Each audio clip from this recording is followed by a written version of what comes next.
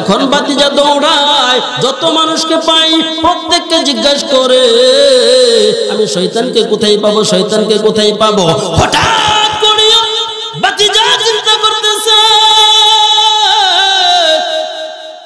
শয়তানকে কোথায় পাওয়া যায়, শয়তানকে কোথায় পাবো।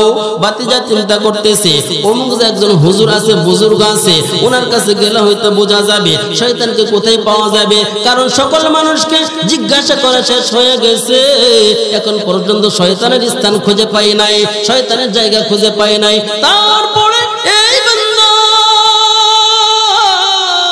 আস্তে আস্তে ওই বুজুর্গের কাছে গেল, বুজুর্গের কাছে গিয়ে বলতেছে হুজুর আমি শয়তানকে কোথায় পাবো, আমি শয়তানকে এক ওয়াক্ত দাওয়াত খাওয়াবো, এক বেলা ওই শয়তানকে দাওয়াত করতে চাই,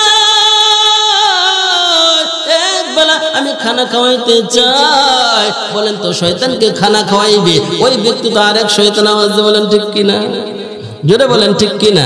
তারপরে এই বান্দা বুঝতে বুঝতে পীর সাহেবের কাছে গেল, হুজুরকে গিয়ে বলতেছে হুজুর আমি শয়তানকে কোথায় পাবো। তখন তিনি একটা চিকন বুদ্ধি দিয়া দিল, বাবা রে চিকন একটা বুদ্ধি দিয়া দিল, সুন্দর একটা কথা বললো।